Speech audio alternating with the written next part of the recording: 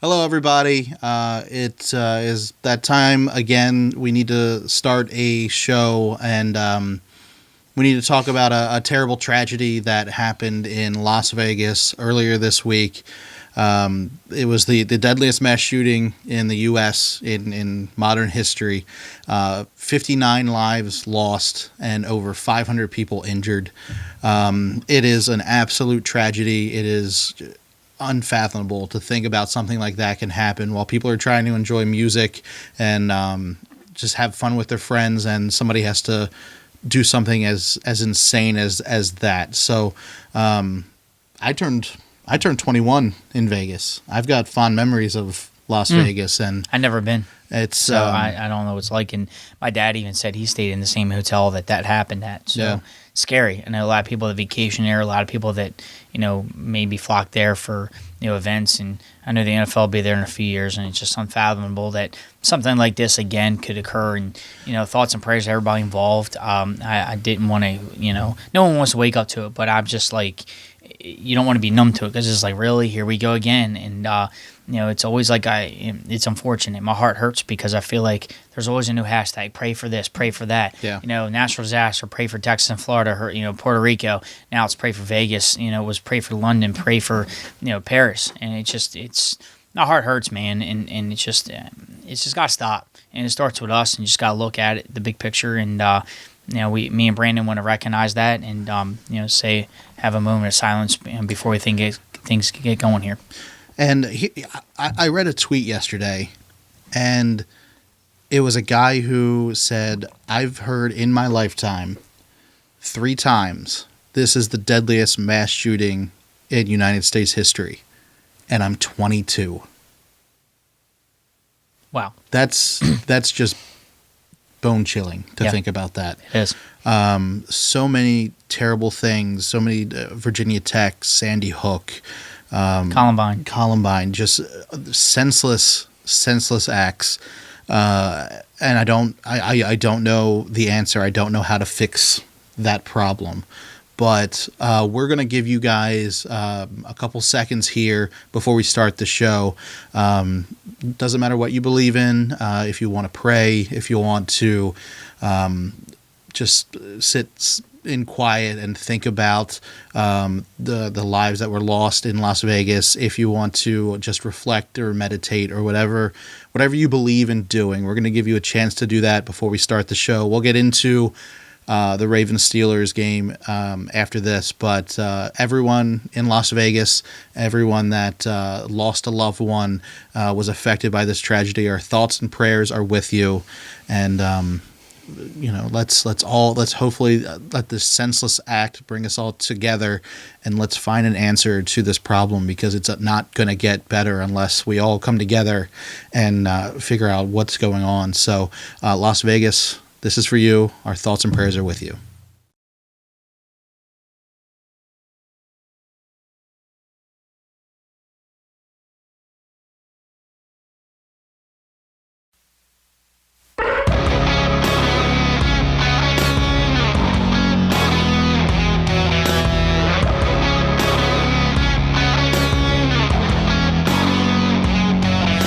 Scarcely more than murdered. Other friends have flown before. On the morrow he will leave me, as my hopes have flown before. And the bird said nevermore. You're listening to the Call Podcast with Brandon and Josh. Hello, everybody, and welcome to a brand new edition of The Call. It is a Baltimore Ravens podcast where we talk anything and everything Baltimore Ravens football. Thank you for listening to us on iTunes, Stitcher, TuneIn Radio, the Baltimore Sports Report Network, Player.fm, Overcast, Google Play Music, and Satchel. Well, that was a game. You could say it was a game. I guess that's what they call it nowadays. The Ravens lose to the Steelers 26-9. That has to be one of the... I will say this, though. Shout out to my buddy Bill. We were going down to the game, giving our predictions, and he said 30. We were all 3 points Ravens. I was like 20-17 Ravens. Somebody else was like something 3 points away, and he goes 31-10 Steelers. I just had that feeling, and he was about near close. It was pretty close. This one was tough, man, because it was that divisional game. You wanted it so bad. Yeah. A home game, it would have been a chance to do 3-0 in the division. Man, it was tough all day, and they just continued what they brought over from London, man. And I thought they were going to get it going, but it seemed like the best highlight of the day was the intros. Yeah, I got it. That was awesome. The best part. Add something to our Gladiator collection here, Mr. Suggs. I love it. That's right. Suggs comes out, and the video they did was so cool because he has a towel over his head. He doesn't want anyone to see it prematurely. Right. He pulls it off, and there he is in the Bane mask. Bane. From Dark Knight Rises.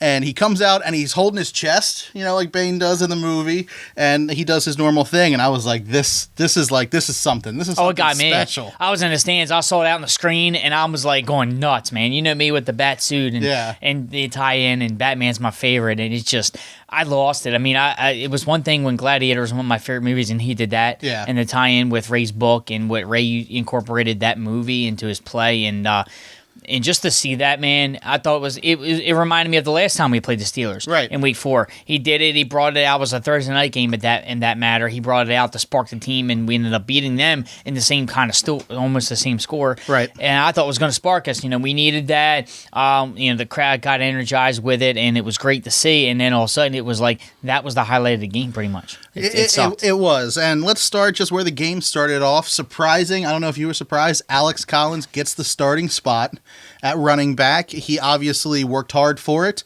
They gave him that spot, and he looked like he was doing great. But then, of course, he comes up during the game with a fumble, his second one in what was it, 32 yards or something like that. Not a great way to do it because that's what happened in Seattle. That's why they let him go. So obviously, he still is having trouble holding on to that ball. Yeah, he's got spurts of brilliance, but if you can't hold on to that ball, doesn't really matter how fast you are. Right. And what I find funny is it was said that Harbaugh has him on a short leash. Like, what about the other players? Right. I mean, I feel like just give him the rock. I mean, I have to bring it up again. Kareem Hunt fumbled on his first possession as an NFL player, and he leads the league in rushing. The dude's got over 600 all-purpose yards right now, not just rushing, but all-purpose. And he's on pace to slaughter that record. So at 2,500, I believe there's somewhere is the record. So what I feel like, Collins, you got to give him the rock, man. Yeah. The guys, he's the only one player right now that I feel, other than our secondary, that is showing passion in the game. That, he has a fumble here or two, but it's just coaching. It's putting your hand on the nose of the football, holding it tight like it's, I don't know, like Jules, Preston Jules stole a bag of money. I don't know. Yeah, I don't know. Like, wasn't that the thing? Like, you had to carry the ball around, like, no matter where you went. Yep. That was a training thing. Remember the movie Friday Night Lights? Right. And holding on the football, and the dad duct taped his hands because he kept fumbling. Reminds me of that guy. Yeah. He's like, good player, but coughing up the pill, and you can't do that, man. Yeah. And the mistakes, I'm not focusing on the fumble because it's only one teeny mistake. Yeah, you can't turn a ball over, and I said that was the keys of the game. We cannot win if we keep turning the ball over, and Flacco threw more picks again this week. And But Alex Collins, man, that first drive, and then we stalled. I'm like, okay. Yeah. Then you look at the game. We stalled on that drive, didn't get Tucker's 3 points. We didn't put it down there. We pinned him on the 3. Mm-hmm. So I'm like, okay. And I think at that point, I knew it was going to be a great game. I kind of felt it, but wagon. All the wheels fell off the wagon, man. They let the Steelers go almost all the way, virtually all the way for the touchdown. Held them to the 3 points. They bent a lot. They didn't break. But then it was like, you just seen how the game was going to go from there. It's like, we're going to get pushed around. And on that first drive, you know what? I thought I was watching the old school Patriots play. Really? Yeah, because you remind me of this. How many times have we see Ben rush out of pocket and throw it to Antonio Brown or Bell break off a big run? But it was like these third downs, and it was like 3rd and 7, screen pass, 3rd and 5 or whatever it was a sweep play to the left or right, and we could not contain the edges, man. No. And I felt like it was a Patriots way of playing football. They were playing little ball. They weren't playing Steeler big shot ball. I mean, they took a big shot. Unfortunately, Matavis Bryant didn't catch the touchdown at the back of the end zone on that one play, but I just felt like we were getting gassed with these little plays, and we weren't ready for it. And I just felt like we were just not in sync at all. All right, so you said you don't think we were ready for it. So Not at all. obviously there's a lot of blame to go around, but if the team is not ready for it, to me, that's a coaching problem. I was talking about that in the stands because it starts at the top, but I feel like coaching gets the players ready. And I look at it this way. I don't know if you've observed the rest of the league. Sean McVay, and I think his name's, I want to say Doug or Scott McDermott. I don't know his first name, but it was Coach McDermott in Buffalo. These guys are brand new head coaches in the league. Sean McVay out in L.A. for the Rams. He's one of the, I think he's the youngest head coach. I think he's my age, like 30, 31, 32. Like he's a young guy coaching these guys. And both of these teams sit at 3-1. The Bills are in first place in AFC East. That tells you something. Not the Patriots at 2-2, which they did lose this weekend. Yeah. So there's hope. I mean, and through all of this, the Ravens play sucky, and Flacco called himself out. Yeah, I suck. They do. I mean, they all suck right now. But mediocrity is the Chiefs are 4-0. We're 2 games behind for the best record. The season's only 4 games old. We're 25% away, man. Yeah. So I would say we're 25% through the season. We're keeping pace. I mean, if we can get a couple wins here, a couple wins there, but I'm like looking at it. I mean, if this team don't find it, we could be looking at a losing season, maybe 6 wins total instead of the flip side of 10 or 11 wins. I'm telling you what, man. But this game, it just they did not go well from the start, and I felt like with a home game coming after that loss, against Pittsburgh, arch rival, 2-1 versus 2-1, first place on the line, a chance to do that special, and I just felt like the team. I really felt like the team wasn't playing the Steelers. I felt like it lost its luster. Yeah. I felt like they were playing like the Jets or the Browns or the Niners or some of these, or maybe the Chargers who are 0-4 or the Giants who are 0-4. I felt like they were playing some of these mediocre pedestrian teams in the league. They're like, let's just go through the motions, go out there, and I just feel like I was more pumped up than they were as a fan. I mean, I don't go, but I mean, I was more energized in the stands. I was more, let me out there. And, with my gear and suit up, everybody loves it. So, I mean, I just feel like the Ravens, when you lack passion for the game, and that brings me to a point. Remember what Ray Lewis said about Flacco, about how he lacks passion for the game? Yeah. That was brought up again this week. And, again, you can't question a man's character or heart. You don't know what's in here, like me. I could sit here and go through emotional review of the podcast. May I not might get animated to go, well, Josh don't have energy. You don't have heart. Because I might not show it don't mean I don't have it. It's people display in different ways. There's introverts, extroverts, whatever it may be. I'm not saying Flacco's one or the other. I don't know. I'm not a psychologist, nor I try to be. But the fact remains is I watched the whole team. After we started getting trounced, I kind of watched the demeanor on the sidelines watching. It's like they get up to the line, no urgency. There was the play clock was at 25 seconds. They're on the huddle. They're getting the play in. It's 13 seconds. They're walking up to the line. It's 8 seconds, and they had to call timeout. I'm like, do you guys understand what the urgency is? Like, you're down 10 points or whatever it was at that time. It's let's go. I'm like, there's no do you got to get a 25-year-old coach in there that light a fire on them? I don't know what you need to do, but it just feel like, I'm not going as far as Harbaugh lost the locker room, but what gives, man? I kind of think he has. I mean, I don't want to say that. It's so weird because Harbaugh is a great coach. The second that the Ravens let him go, dude's getting picked up within and that's hours. What's funny about it. Everybody says fire this and fire that. They're their home couch potato GMs, but it's funny you say that or fire Flacco or let Flacco go. Flacco have a starting job tomorrow. Right. I mean, especially with all these injuries. Especially Oakland. We'll talk about that later in the week on Purple Friday preview. But and a couple other quarterbacks got signed this week. But it's just like you're right. His caliber of head coaching and his pedigree, his name, the Super Bowl wins, what he brings. Mm-hmm. I still love his philosophy, but he needs to get a grip. Whether it's offensive coordinator, whether it's his players, he needs to sit down and have a team meeting. I feel like we've been this road before. Super Bowl year. Yeah, absolutely we have. You remember we played Houston, got trounced, and there was a so-called mutiny, and Harbaugh's lost the locker room. The locker room's running the circus, and it's a muck, and then we pulled it together somehow and got those wins and ultimately won a championship out of it. It was a collaborative effort. I don't know still how it happened, but I feel like we're back at that point. Right. I don't understand how, I kind of think Harbaugh's lost the locker room. I don't know if he's getting out coached, if he's got an old way of thinking. And I don't know, there's no one person to blame here because this is not Harbaugh's team. Like, this is not the team he came up with to start off the season. All of these injuries, 17 people on injury reserve. That's insane that you have to work with that many people that were not in your original plan. And I think that's affecting Harbaugh. But are we making excuses at that point? See, that's what I don't know. I don't know. But it's affecting Harbaugh, but it's also affecting Flacco. I think so many people are calling for Joe Flacco's head right now. It is just like we had people on our Facebook page saying we've been they're fed up. They've had enough. We've been putting excuses up for Joe. This has happened. That has happened. And I got to call him out. He flat out sucks. I would take any quarterback in the league right now. Look at the rookie Deshaun Watson. What they're doing in Houston, man. Yeah. The dude had 4 touchdowns and ran for 5 total touchdowns. If you had him in your fantasy, man, so did I. It was awesome. But it's just, you're right, man. You got to call these guys out. And I've been arguing about Flacco's contract. Oh, he got paid for what he did. And kudos to my friend Pat out there. She put it in perspective. When you get paid for what you did, there's an expectation that you have to keep that certain level above. Yeah. And I feel like it's like with me. I remember how it was when I get my bonus at work every year.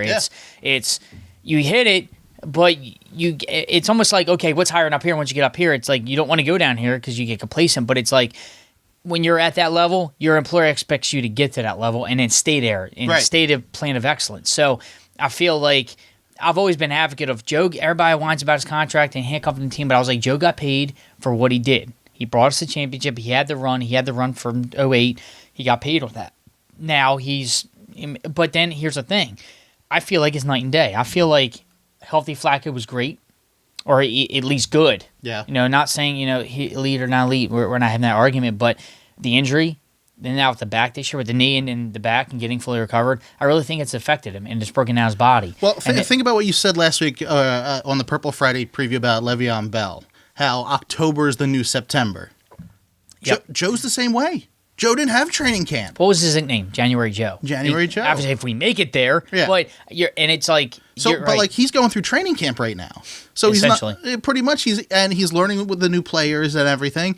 That's what I think the problem is right now is that, and I don't think he has confidence in the people he's working with. I think Joe knows this is not the team that he was supposed to be set up with. And without Marshall Yanda, he's always got to have like a safety blanket. That's what we've always said, He's got that safety blanket. He's got Dennis Pitta. He can always throw to Dennis Pitta. He can take it away. He had Bolden. Bolden was taken away. Now with Yanda, last year it was maybe he doesn't want to hurt up his knee again, so he's scared. Now without Yanda, and he's already got a bad back and telling people before week 3, oh yeah, my back's still messed up. He doesn't want to get hit. No. He sees somebody coming, he's just getting rid of the ball. But he's been taking his shots, and I've seen it. He's gotten up, he's not complained, he's not. But I just feel like if he's an unspoken leader on the offense right now, he needs to act like it. You're the quarterback. You're paid probably the highest on the team, if not one of them. And by the way, I dig these cups. They're as scary as what we're playing right now. It's ghoulish. I love it. It's ghoulish. It is. This is probably all over our faces after the first 2 games. That was about like the third quarter. I was just like in shock, and I'm like, they do know this is Ravens Steelers, right? Because they were playing like it was a preseason game against I will the give this Redskins. though. I will give this though. Kudos to the fans, man. I felt like the place was rocking. I don't know if you've heard on TV, but there were. I didn't have voice. Monday, mine was worse than the Browns game. Yeah. Our section was rowdy. Oh. I tweeted this out, a little icebreaker in between the action here. Yours truly was on the Jumbotron. Oh, really? Yes. Yes. They got the camera all the way up there? I was flipping it, I was flipping it. Well, because I stand up on third down, and I'm like, and I have my arms up like this, and I always have the threes, right. And I'm always like doing this, like come on, let's go. And then I look up across the way, the big screen. There's my face, and you see my armor, and I'm like, oh my god, I was like, now that they found you, they're going to be looking for you. Well, I'm hoping that'd be great because that'd be great if I can get it going there. But my dream come true. I was up on third down, got this, so that's pretty awesome. That's but cool. There's a lot of we'll get to the exciting things at the end, but we definitely want to finish breaking this down because I do have some good stories for this weekend, obviously, as you know, but. Just looking at the Ravens, state of the Ravens as a whole, I really, I'm stuttering. I have a loss for words because I really don't know where they can go from here. They got to go up, but I feel like the team's a mess. There's no chemistry. Mm-hmm. They're going through the motions. I feel like this, man. I feel like they're that employee that just comes in, punches the clock, does what he does, don't talk to nobody, leaves, routine. And don't even know they work there. Yeah. They're like, oh, does Johnny work here? He's worked here 30 years. I've never seen him. Like, or he's like, he doesn't get awards, doesn't get accolades. He just comes in, collects his paycheck, and goes home. Right. He doesn't care. It's Groundhog Day. I feel like, what the Ravens need to do is he needs some guys that, hey, I want to get promoted. Like, I feel like Alex Collins is the only Ravens player on the 53-man roster that's awake and that's hungry. That's sad. It is sad. That's really sad. Not even these rookies. I mean, I don't know. I mean, I don't watch every single player, and it's hard to do on Sunday because I'm watching so many different things. I watch the sideline. I watch the scheme that they're in. I watch the defense. I mean, when I'm there live, I watch so many other things because TV only gives you a glimpse. Right. That's why I love going to games live. I mean, people complain about traffic and prices and this and that, but I'm like, what you get live cannot get on TV because TV gets that one little snapshot of where it could be. Yeah. So, and I'm like, when you see the demeanor of them walking off the field after third down, it's like they're moseying, they're putting. There's no like, man, we got to get better. We got to do this. There's no like, I see the rookie Deshaun Watson in Houston, on the benches. I've seen, how about this, Jacoby Brissett he's quarterbacking right now for the Colts because of Andrew Luck's coming back. Right. He's on the sidelines barking, and that shades of where because he was understudy of Tom Brady. Tom Brady's notorious for that. Yeah. So I feel like. And again, there's probably where my love for watching Tom Brady play because he plays with that passion. I mean, how many times you see Tom Brady run down the field on a touchdown? He's headbutting Gronk, and and that's what you need. I mean, again, I'm not calling everybody out saying again, not knowing what's in their heart, but I want to get that back from Joe. I want to see that fist pump and see him like, yeah. I mean, I want that back. I want him to throw lasers to these guys. I want him to call audibles, and it's just we want him to do so much. That it's just disappointing because they're letting us down, man. And it's just, there's no excuse for this play. I mean, they're paid professionals, and I feel like we can sit here and talk all day on the call, but I'm like, I really don't know if there's a quick fix for it right now. This might be a week's or a couple months, and then before you know it, we might be a 4 or 5 win team. Yeah, Sucks. I mean, it really does suck. I'm not trying to make excuses for Joe, saying this is, is this his training camp? Is he going to get better as the year goes on? I'm not trying to make excuses for Harbaugh. Would you bench him? No, I wouldn't bench him. I don't trust Ryan Mallett to get it done. But I don't think you can bench a quarterback of that stature. Yeah. That's what's funny. Everybody calls for that. It would be a good move. It's like people they would always talk about Alex Ovechkin on the Capitals because hockey season is starting up soon, so Yes, I'm watching a lot of hockey. Love it. But they always say take the C off of Ovi, take the captain, the captainship away from him, the captaincy. And if they did that, do you have any idea like what that would do to his ego, to his want to do well, his ability to play well? Because psychologically they'd be like, well, I'm not the captain anymore. I got demoted. Like the passion would be gone. If Joe got benched, it would do the opposite effect of what people want him to do. Joe needs to be out on the field. He needs to get more comfortable with the people. Like you're not benching with. a Drew Brees, you're not benching a Peyton Manning in their prime, you're not benching a Tom Brady. Drew Brees had a horrible first half in London until he finally got it going. They won 20-0. But I've seen a Peyton Manning through 6 picks before. Yeah. How about talk about this? You have Eli Manning who's got 2 Super Bowls in New York. They're 0-4. I would love to hear the airways in New York, but I wonder if they're calling for his benching. Right. But it's Eli Manning. Giants ain't going to bench Eli Manning. No. I don't think you would as the GM or head coach. No. It's Eli Manning. There's certain players you just can't do that for. He's not a 3rd or 4th year guy who's maybe won you some playoff games, but then you're like, dude, he already hit the wall. Let's bench him and see what happens. Joe Flacco's played in this league since 2008. Yeah. And he would still be playing every game if he didn't get hurt. And he's got 10-5 playoff record. He's got a Super Bowl championship, Super Bowl MVP.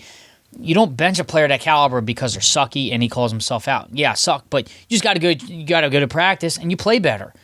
You think about golfers is it's an individual sport. Yeah. But when they're interviewed, Tiger and his heyday and all these guys, I'm coming Jordan Spieth, when they're interviewed and like with Jordan Spieth's meltdown in the Masters, they interviewed him and he's just like, it's all on you. You got to play better. They know what to do. It's just they got to go out and execute. And I don't know if it's, and I hear it all the time, coach speak, we've had a good practice this week. We feel good about Sunday. Then they get on Sunday and it's like a total collapse. It's like me, but it's funny. I analogize this when I play golf. I go to dry range, bro, and I'm killing the ball. Playing, hitting them, oh, great. Now I'm going to golf course. I'm like, why can't I equate from that to there? It's like there's a disconnect. I always feel like there's something wrong. If they're practicing good, we're not seeing it on Sunday. Right. We're not seeing their best effort. And it's funny, we pay, the good money, sit in the seats and all that, but it's like I want the player's best effort as much as anybody. And when we don't, yes, we're disappointed in our boys, but it just sucks because we feel like this might fix it and this might fix it and fire this and clean overhaul, but I don't know if it would work. I mean, there's some players I'm going to get rid of personally. There's some players I want to shake up, but again, when you have the IR, I mean, I feel like if we had Yonda, we had Brandon Williams, we had Danny Woodhead, I think we had Tavon Young. If we had all these players that are hurt, I think we'd be singing a different tune. I think we might be 4-0. That's why it's funny to me. We whine about it now at 2-2, but there's players hurt. Yeah. There's an all-pro lineman who could be a Hall of Famer one day. He's got the pedigree for it. It's hurt for the first time in his career, and we take it for granted. He's been there quietly the whole time. Mr. Yana just doing his thing. Oh, now he's hurt, and the line looks like crap. Yeah. So, and it's like Brandon Williams, just signed him to a big deal. First 2 games, man, the defense is great. 10 turnovers, they look ferocious. He gets hurt, and look what happens.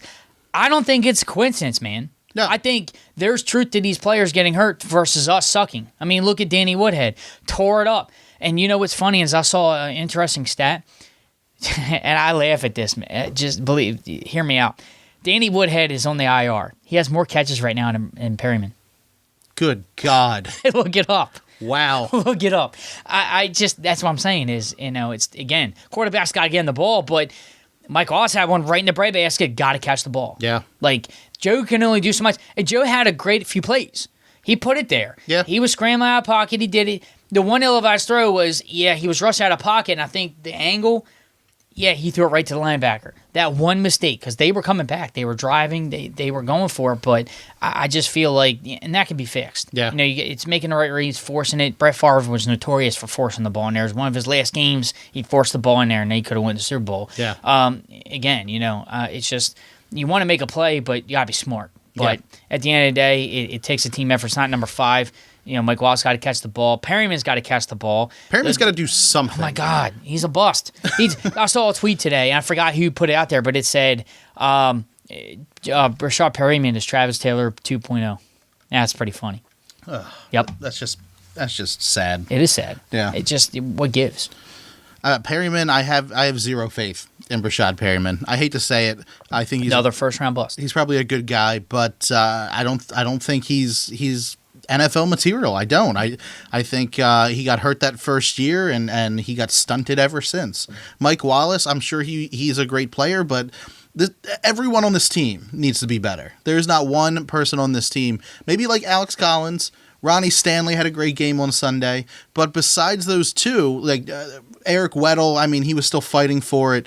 There's nobody on this team that it seems like wants to win. Well, the secondary, I feel like, is the best part of our defense right now. Yeah, I mean, I like that. Tony Jefferson, he was a little shaky this past week, but like Eric Weddle is always fantastic. I mean, he should have had an interception ran in for a touchdown if they wouldn't have blown that play down. I don't know what that was about. We were all expecting that when it was overturned. I'm like, and the refs at the NFL as a whole this weekend were atrocious across the board. But all in all, I'm not going to sit here and defend number 5. He's got to play better. He sucked. He 100% has to play better. And he may have his excuses. It may be, I'm going through training camp, my back hurts, I'm worried about my knee, I don't have the protection I need. But you got to figure it out. Well, you got to figure out a way to do it. It's easy for us to sit here and say that when we're not an NFL quarterback, don't know what the regimen is. But at the end of the day, we know what he's capable of, and I think that's what it is. We've seen what you can do. Yeah. Just go out and do it. Let the game come to you. I feel like everything's forced. They're doing too much. He's overcompensating. He's trying to make a play, forcing the ball in there, throwing a pick, throwing the wing of the ball down the field. I'm like, dude, just be smart. And I think that's what happens when you get down and out. You just get that panic mode, and you're just going back 5-step drop and just winging the ball down the field. Right. And I feel like that's what's going to happen. Well, anything else we got to add to this episode of The Call? Because it's really depressing.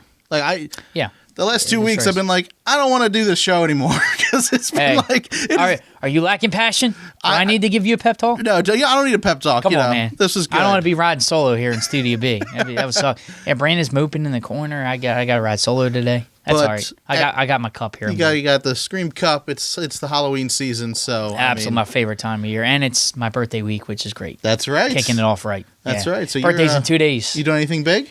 Nah, I actually doing these. I took off all week, but I got the adult thing. Cable's being installed. I got my house, so cable furniture's coming in. But hopefully hosting some Thursday night football and some sports. I know that's Cool. on. The Capitals play. Yep. So it's been a good week. Celebrating. I know my big one was last year, so I'm just celebrating 31 great years this week and just enjoying it. I've been off work, been relaxing, been shopping for my house. Just enjoying my castle. Very cool. And it was great. But I definitely want to wrap up the show on a great note here of all the stupid negativity that swirls the NFL, but not only that, but it's just the Ravens in general. I mean, mediocre play and all that. But we had some guys come down, man, and I wanted to share a good story. If you saw, I had some guys come down from Ohio, the Howards, and they were awesome. They've been listeners for a long time. Yeah. A long time for us. Long time. Yeah, I think they were probably one of our few and first, I believe. They came down for the Bengals game a few years back, and I remember that. Yep. Got to tailgate with them. Well, they made the trip up again. They left on a Saturday, drove the 7.5 hours, and stayed right there next to the stadium downtown. And, I picked them up. And we went to Jimmy's Famous. Oh, okay. They wanted to. They get what, and me and you were talking, and it was funny. I tweeted out that night, taking out, the boys to Jimmy's Famous. They're in town for a Ravens game, and Jimmy's Famous retweeted it, obviously. Yeah. So it was great. I want to give a shout out to them and their hospitality. What did they think of Jimmy's? Oh, dude, they loved it. Well, it was funny because we had an unfortunate incident. And again, shout out to Jimmy's Famous; they're always great. But they were swamped, and we were there, and we got our food, and it was great. They got the crab cakes. We had I got some good shrimp and cream of crab soup, and and it was great. The environment they were we didn't explore the whole thing. We were in the main dining area. Okay, so a little bit fancier, in the main dining area. Fancy dining. Yeah, we didn't go upstairs to the bar, but I did show them the downstairs bar, like through the windows, or like what it kind of looks like. But real quick, let me tell you a story. Sure. I took a girl to Jimmy's. Is this where you took a girl to Jimmy's? I took a girl to Jimmy's Seafood, and What happened? So I'm like, it was for restaurant week. And I'm like, let me take you out. Let me take you out to Jimmy's Seafood. We'll have a good time, whatever. And she shows up and she's in like jeans and a hoodie, and we're in the main dining room of Jimmy's. And we sit down, she goes, "Oh wow, I should have worn my fancier hoodie." Oh, wow. Yeah. So there's fancy hoodies? Yeah. I didn't know that. Wow. You have a hoodie girl. Yeah, A hoodie apparently, girl. yeah. How'd it go? Didn't really go past that really, but that's another story. We had a good time though. Man, that's good. Yeah. That's good. Oysters and cake and all that stuff. I mean, you can't have a bad time at Jimmy's. No, Yeah. not at all. It's her problem after that. That's right. Absolutely. But Jimmy's for first time. You got to actually you had dinner with a celebrity at Jimmy's because I would say dinner with, but yeah, next next to to adjacent to. Well, it was kind of great how it happened because they're with us, and their father was there too, and we're great, and we're all sitting around conversing, having a good time, and he stands up, and lo and behold, there's a second guy taking pictures, and I'm like, "That's Kevin Nash," and they're flipping out because they're wrestling fans like me, and they're like, "That's Kevin Nash." I'm like, "That's Kevin Nash." Well, it was funny because earlier in the day I didn't get a chance to go because I was busy. But the MCW, it was tributes to legends. They did a tributes to little legends. My buddy convention. met Goldberg. Yeah. Goldberg was there. He said Goldberg's pretty cool, and he said Kevin Nash did mention that he might go to Jimmy's later, and he was there. I didn't get to go out and get I got a picture of him on my phone just sitting there, but You totally TMZ'd it because you I were totally like did. you were far away. You were zooming in, taking a picture. I was the paparazzi all the way. Well, it's funny because we're like trying to make sure our flash is awesome. We get that inconspicuous, but he got up and met some kids and taking pictures of some kids. He went back, but he was just chilling like one of us, and having some food and drinks and having a good time. But yeah, they were blown away. And then I showed them on the basically the wall of fame that like celebrities come through here. The server said any given week, any sports entertainment, they're all in here. Like there's pictures of Roman Reigns is the big fan. Jinder Mahal was there with the belt. Yeah, so they have all kinds of celebrities at They Jimmy's. do. I mean, who was it? Like The Rock's been there. You said what? Roman Reigns. Roman Reigns, Jinder Mahal of WWE fame. A lot of players came in. I've seen them in and out a lot. So, and a lot of Ravens come there. Yeah. That's like the go-to place after the game. They are, and that is, and the players, have a special bond with that restaurant. I mean, and you hear, the Chris Davis with the whole crab cakes, to Macklin. Yeah, Macklin, yeah. So I mean, Jimmy's does their due share of reaching out to players, and how many times I've heard Jimmy's Famous plugged on NFL Network and ESPN, which is awesome. So, and I've been in their tailgates. Kobe Jones was at their tailgate. You know, Chris McCaskill was there the week prior, which I was at. They're always doing something. So. I went to Jimmy's for the game on Sunday. Oh, how was it? That's where I watched it. It was weird because Jimmy's is all welcoming. Everybody enjoys it there. So there were a pretty good Steeler big fans. group of Steeler fans. So, I mean, that part wasn't fun. Was it packed being it was a home game? Always weird. The upstairs is. The upstairs but like always the is. downstairs bar, it's usually pretty chill down there. There's not as many people because there's not as many tables. But where else can you watch the Ravens game and order sushi? Because that's what I did. I'm not a fan of sushi, but I know that's your thing. I enjoy sushi. I had the Roman Reigns roll. We were just talking about it. How was that? That is lobster, scallops, and crab all rolled into one in sushi. See, now I might have to try that. That was amazing. Wow. It was, and then we had the Torrey Smith roll as well. Yeah, I which saw is that on the crab menu. and corn and Old Bay and stuff rolled up. So Nice. they do some interesting stuff at Jimmy's. Oh, they just been one of the marquee places to go, and I knew that was the spot, and I was telling them around some other restaurants, but no, it was great. They got in, to see Kevin Nash, see what Jimmy's all about, enjoyed it. We had some great seafood.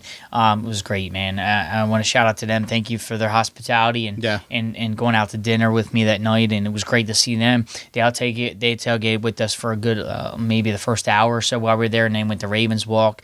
They had a blast.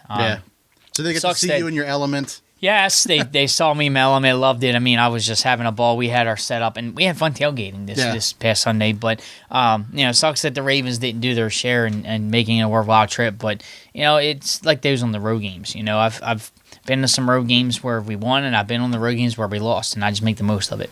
Yeah. I mean, hopefully we'll be on the winning side this week. But for this last two games, it has not been fun being a Ravens fan. It is... It sucks. It's 2-2. Yeah. So it's not the end of the world. I was like, this has been the most uneven season, but it's been pretty much the most even season we've had. Last year was worse when we started 3-0 and we lost 4 straight. 3-0. You start 3-0. The chances of making the playoffs when you start 3-0 when it happened last year, it was like 60-something%, like me or 70, and it was like, and then you go, all right, we're 3-1, 3-2, we're back to 500. Oh, we can win against the Jets. We were there. Okay, we can get to 4-3. No, lost that one too and go to 3-4, and it was just we've seen it before. Yeah, just got to get it going now. Purple Friday preview. There's some good news on the horizon. Hopefully, we're going to set the teaser for Purple Friday preview on that note. That's right. So, Josh, have we covered everything? Brandon, quote the Raven, nevermore. All right, guys, if you want to continue the conversation with Josh or I, you can. It's real easy. All you have to do is tweet to either one of us. You can tweet to me at BrandoCash. Josh, where can people tweet to you at? Always at ItalianGQ52. Go over to our Facebook page, facebook.com/thecallpodcast. Like us over there. Whenever a new show comes out, you'll be the first to know. Plus, Josh actually shared some really cool pictures from the tailgate this past Sunday. I'm slacking on my pictures. I have some pictures that some fans shared from London. I haven't posted. Yeah, I'm sorry. It's been busy with vacation in the house trying to get some things in order, but hopefully I'll get them up on the Call Facebook page. Better late than never, but but thank you for that. I always try to keep us the videos, what's going on, and any of the press conferences that go. Hey, I can't be there in person to capture them, so let the media take care of it. That's right. So go over to like us. If you're a Ravens fan, you're going to love our Facebook page. There's so much to Did you see check the new out. likes this week? Yeah, a ton of them. You guys have been rocking. Yeah. I don't know where it's come from, but keep it up. It's great. Log on the Call Facebook page, and it was like you have 4 or 5 new likes, and then I see people are messaging you. I just wanted to bring that up. Speaking of that, we did have somebody who reached out to us all the way from Canada. Yeah, and I definitely wanted to bring that up here. I'm going to log into the call.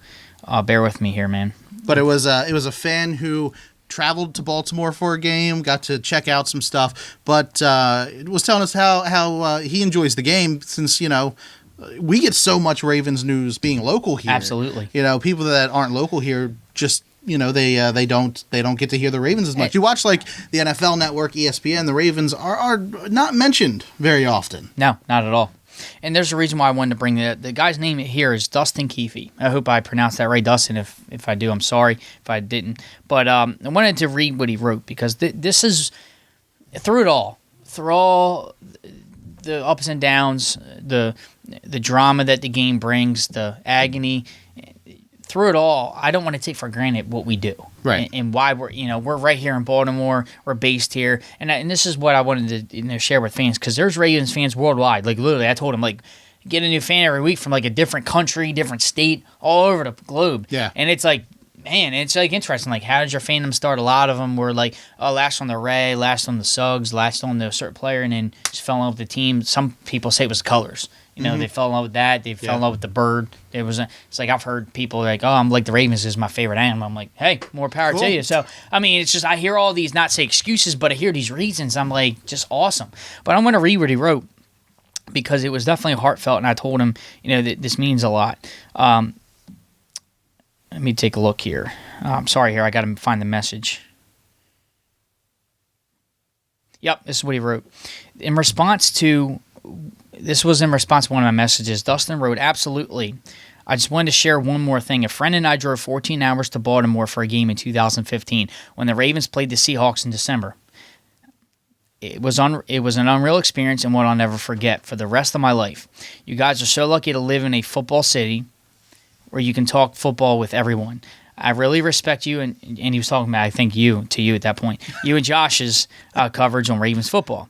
I hope someday I'll get back to Baltimore for another game because there's really nothing quite like atmosphere there on game day. And Dustin, man, you're right.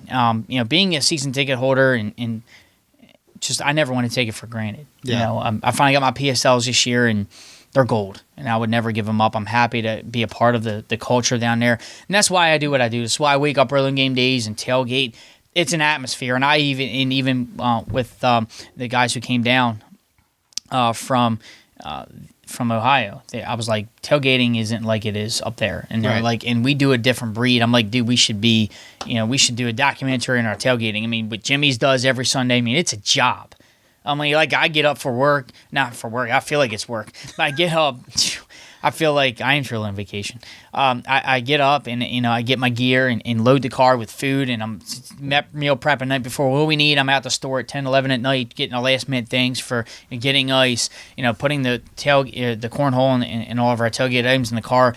And it's like, that's what I love to do. Yeah. I mean, I do it because I love it. I don't do it because, I got season tickets, I have to. I mean, I know people have season tickets and don't tailgate. They just come down for the game and leave. But I'm like, why get stuck in traffic for just 3 hours? I'd rather make it an all-day event. At least it was worth my time. Right. And Dustin's right, man. You know, we are lucky and we are blessed to be a part of it. You know, because I look at people far away, and it's like, especially in the Linden game, oh, how can I stream the game, or and it's like, and people are like crying out, like they want to see the games. I'm like, man, and I'm thinking like, I don't call them out, but I'm like, you have options. You have NFL Sunday ticket. You don't have this and you have that, and I guess people don't want to pay for the whole package. They want to just watch the game. Now the NFL offers all things like Game Pass and all that, but I'm like, you're right, man. We can just go right up to the local bars and watch them. We can go right down to the stadium when it's a home game and watch them and tailgate and enjoy the environment and, you know, enjoy Purple Friday with fans. And, you know, and I work in Delaware, so I'm like, there's like 2 Ravens fans in the whole building.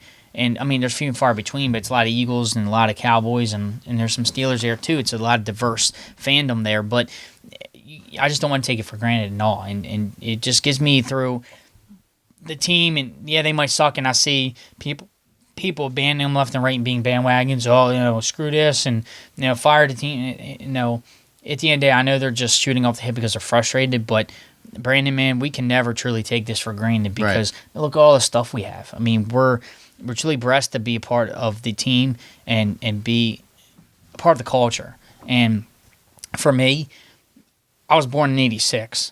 The Orioles won the last World Series in '83. Right. To me, I didn't know what it was like to not have Colts because when I was 10 years old, we got the Ravens in '96. So I was a wee little kid who didn't know anything about football. Why did we didn't have it? It's not like I was born in '60s or '70s. I'm like, oh yeah, I knew what it was like. This is all I have to latch onto, and they provided us 2 world titles. Right. I don't know what a World Series title is like. I don't know what it's like to celebrate something. So to me, this is all I have. This is my livelihood. It's my outlet. So for someone to question that or someone, I'm like, no, man, I'm always going to be it. I don't care if I'm the only one in the stadium. Or I'm the only one standing up screaming on third down.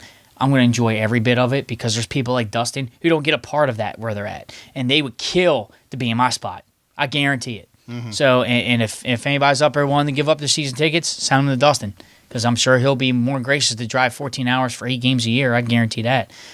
So just you never want to take it for granted because the team sucks at 1 week and all that, but you just got to stick with it, man, because, you know, again, you know, you can stick with it. I mean, look at the Red Sox, man. They went 86 years without a title, and then they had like 2 or 3 all of a sudden. It's just you have to stick it out. You're a fan for life, ride or die. And I feel like when you lose sight of that, we cannot truly take it for granted. I wanted to close out with that. Because I felt like it was appropriate, and I wanted to definitely bring that to the forefront, man. Especially the guys that drive them high, man. You guys are rocking, man. Dustin and his brother. It's just this is great. To get to interact with you guys and to see the passion. You guys come down the road trips, and then John, he worked it out last year where he went to New York. Me and him went to the Giants game. Me and him talk all the time. Talk fantasy, talk life, and this is great, and it's just a lot of fan connects, and I'll be connecting with Rickard here in a few weeks for the Thursday night game. He's coming all across the pond here, so I just feel like that this show, what we do is connected us, but it's given a chance to really get it out there, but not really truly take it for granted, man. I'm going to thank you for that, and I really wanted to get that out there. Well, I well said, absolutely well said, and I think there are people out there that definitely take it for granted and forgot what it was like to lose the Colts and maybe aren't old enough to know that and that feeling or whatever. And we are lucky to have – we're in a great sports city. I mean, we are. The Orioles aren't great on the field most of the time, but we love them anyway. And don't stop us going to the yard and enjoying the atmosphere. Right, and we enjoy that. The Ravens have 2 bad weeks, and we look at how bad it's affecting us. It's everybody's in kind of a mood because of that. And, you've got passion for them. This guy came down for how many hours? The guys from Ohio came for 8 hours. I mean, that's dedication. That it's really hard to find in today's world. And I'm flying to Minnesota. I've done it. I wouldn't try to Minnesota, but it's just I appreciate that. It's awesome, and you're right. We don't know what it's like, but we know what it's like to be here, and definitely take it as a blessing. And I love it. Yeah, I love it. It's an amazing thing to do. And we know all of you love it, so thank you so much for listening to us. We are available on iTunes, Stitcher, TuneIn Radio, the Baltimore Sports Report Network, Player.fm, Overcast, Google Play Music, and Satchel. And we do this show for free. Josh has got so much passion. I'm sure he'd enjoy getting paid for it anyway. Maybe I can give some to Joe Flacco. That would be good. Jeez. Come on. All we ask in return is you please, we're not asking for your money. All we're asking for you is please write us an iTunes review and then spread the word on Facebook and Twitter and Tumblr and Pinterest and Instagram and Reddit and Snapchat. Anywhere you are social on the web with your phone. Say, I'm a Baltimore Ravens fan. I listen to the call and you should too. So that's pretty much it for the show this week. Josh, take us out the way you always do. Brandon, thank you so much. And guys, this is where the rubber meets the road. 2-2, we were 2-0, flying high as we always, and wow. And here we are. And we're talking mutiny, we're talking what's wrong with the team, we're talking injuries. It's rough. It feels like what season hasn't been rough, man? Every game ain't going to be perfect. Every season's not going to be perfect. We got to stick it out. We can sit here and talk about answers, search for answers, but what comes down to it is the Ravens just got to play better. They got to be accountable, look and search in themselves and say, can we be the best player out there for 3 hours on a Sunday and practice hard during the week and put together a game plan? And I feel like the Ravens get away from the game plan. They just go out there and do their own thing, and it's not a winning effort, and we're all seeing it, and we're all frustrated. Trust me, I'm frustrated. Brandon's frustrated. We're all frustrated with you. With that being said, a few shout-outs to close out the show. Brandon, I did meet another listener. I forgot this. I mentioned Ryan. Ryan Mitchell came down and cool. remember he was tweeting us? Yes, he was looking for you. Yeah, he was looking for me a lot H, so I want to give a shout out to him. It was great to see him, got the picture with him. It's great. They're always coming up to us and finding us in the lots. And I know Jim, he'll be here in the Bears game in 2 weeks, so I want to give a shout out to him too. I was talking to him on Twitter. Can't get him to listen to What the Puck because I found out he's a Pens fan. Oh, well, nobody's perfect. Love you, buddy. Love you. Just bad choice in a hockey team. But at least it's not the Steelers. We forgive you for that one. But it's just always fun to talk sports and rivalries. And it was great when speaking of that, I want to shout out to Steeler fans. Definitely didn't see any animosity among the fans or any fights. I had Steeler fans I was walking down the street with, getting on fist bumps and saying, guys, we respect you. It's a rivalry, hate your team, but you guys are cool. And, they were respecting my gear and where they're at. And I said, let's root them hard. And I told them, I said, let the best team put it out there and let the North take care of itself. But it's going to be fun, long season here. And we got to get back on track in Oakland. Definitely cover it all in the Purple Friday preview. guys, it's going to be okay. I can only, go far as positive words at this point, but the Ravens got to do it for us. And with that being said, Baltimore Ravens, let's fly high this week.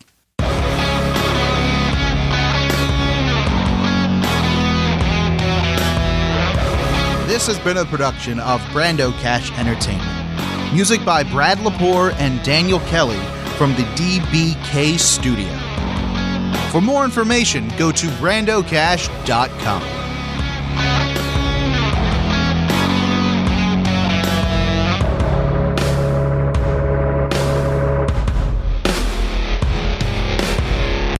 The Call is a member of the Baltimore Sports Report Network. Find more podcasts like this at baltimoresportsreport.com.